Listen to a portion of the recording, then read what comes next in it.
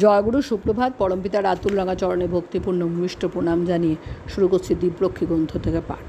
সুধাংশুদা, plan করে কোনো কাজে এগিয়ে যাওয়ার কথা আপনি বলছেন, কিন্তু তা যেন হতেই চায় না।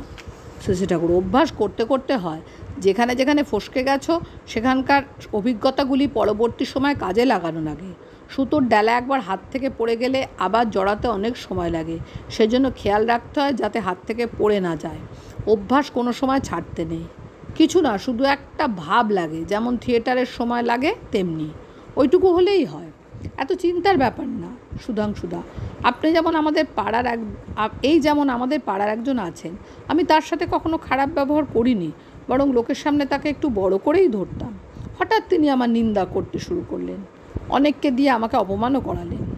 শশী ঠাকুর, তার মানে সে হয়তো ভাবিছিল বিশিষ্ট লোক, তাকে যদি একটু পকেটে রাখতে পারি তাহলে অনেক সুবিধা হয়। তা যখন হলো না তখন ওই রকম আরম্ভ করলো। আসল কথা, তোমার চলা ঠিক থাকা চাই। তোমার প্রত্যেকটি কথা, আচরণ, ব্যবহার যেন মানুষের কাছে হৃদ্য হয়। যদি কেউ কোনো উপদেশ দেয় তা তোমার আদর্শকে কতখানি ফুলফিল করে তা দেখবে। যদি কোথাও কিছু রেজিস্ট করো তাও যেন হৃদ্য হয়। সুধাংশুদা, প্রতিরোধ আবার হৃদ্য হয় কি করে? শশী ঠাকুর, চোখ খোলা রাখলেই দেখতে পাবে কতগুলি আছে দেখার জিনিস, দেখে দেখে ঠিক করা লাগে। অভিনেতারা যেমন দেখে দেখে অনেক কিছু ঠিক করে। কেবল বই পড়ে শেখার চেষ্টা করতে গেলে হয় না। করার ভিতর দিয়ে হওয়া আর হওয়াই পাওয়া, এগুলি হতে দেরি হয় না। যদি আমার শ্রেয় যিনি, তার প্রতি অনুগতি সম্পন্ন হয়ে উঠি, সুকেন্দ্রিক শ্রদ্ধা ভালোবাসা যতই তার প্রতি অদম্য হয়ে ওঠে, মানুষের ব্যক্তিত্ব ততই বাড়ে। আবার যার প্রতি ভালোবাসা থাকে, মানুষ তার মনোজ্ঞ হয়ে উঠতে চেষ্টা করে, তবে সে যেন আমাকে দেখে খুশি হয়। স্বামী স্ত্রীর মধ্যে যেমন ভালোবাসা থাকে, তারা একে অন্যের মনোজ্ঞ হয়ে ওঠে। এ কিছুই না, একটু মাত্র ব্যাপার। এর চাইতে অঙ্ক কষা কঠিন। তবে হ্যাঁ, করার একটা তুক চাই। তুক না পেলে হয় না। আমি স্কুলে যখন 7th ক্লাসে পড়ি, তখন আমার এক মাস্টারমশাইয়ের কাছে তুকটা পেয়ে গেলাম। তিনি শেখালেন, do unto others as you wish to be done by. আমি চোরই হই বা সাধুই হই, যেমন ব্যবহার পেতে চাই, অন্যের প্রতিও আমাকে তেমনি করতে হবে। একজন হয়তো ভালো কথাই বলে, তার মধ্যে হামবড়াই ভাব ভরা, উপদেশ দেয়, তার মধ্যেও ওই ভাব। তার সাথে ব্যবহার করতে গেলে ওই ক্লু।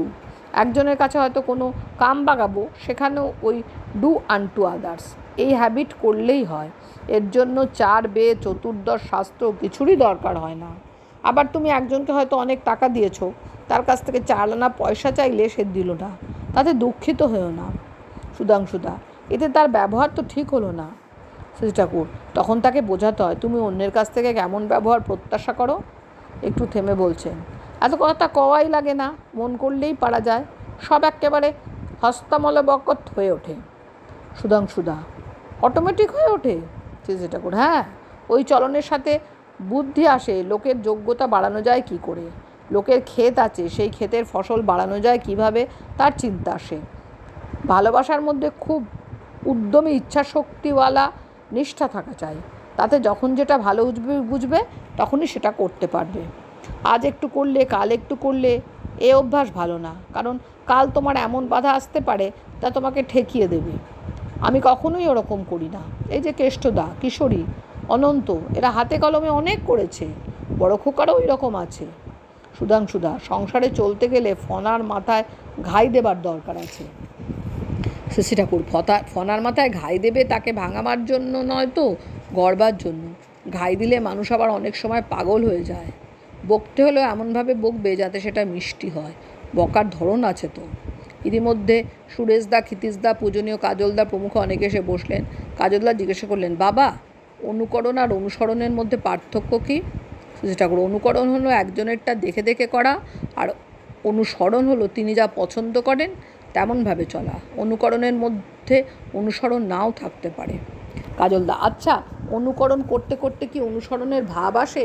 শশী ঠাকুর, নাও আসতে পারে। অনুকরণের মধ্যে যদি তার ইচ্ছা মতো চলার আকুতি না থাকে তাহলে তো হয় না। ওই যে এক ভদ্রলোক এখানে আসেন, রবি ঠাকুরের মতো জামা গায়ে দিয়ে ওই রকমভাবে পা ফেলে হাঁটেন, ওই হলো অনুকরণ। জয়গুরু বন্দে পুরুষোত্তমম।